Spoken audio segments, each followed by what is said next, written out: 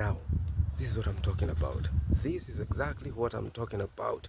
A few weeks back, I made a video condemning, Kenyan schools for forcing their boys to shave, and even some go as far as making girls shave their heads, because the argument they make is that the only way African hair can look decent is if it's shaved. That's pure nonsense, stupidity at its highest, and I condemn it because some of you are even making some stupid claims like, oh, African hair is hard to style, these kids have poor hygiene standards.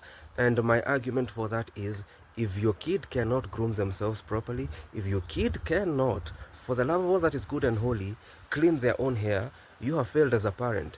You're not going to tell me that you've excelled as a parent, yet the simple basics of personal hygiene, your child cannot do. So don't blame it on the hair.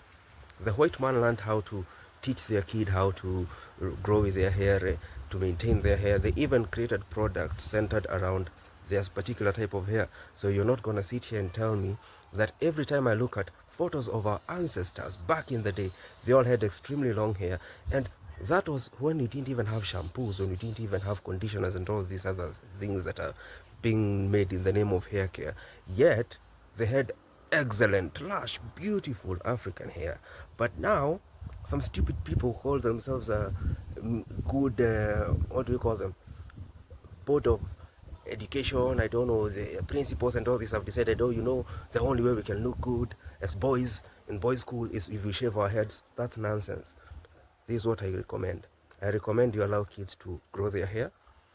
The only condition should be that they should keep it decent and that they should keep it clean, okay, and well maintained. Then you can make it optional for those who want to shave. They can go shave.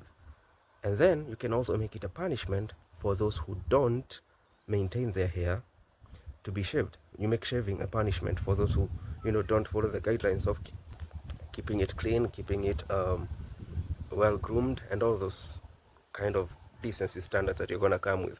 But for all that is good and holy, please, shaving the hair is not the only thing that can make a young man look good.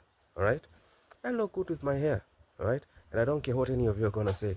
People look good with dreadlocks out here. People look good with all manners of hairstyles. You should learn even from the international schools.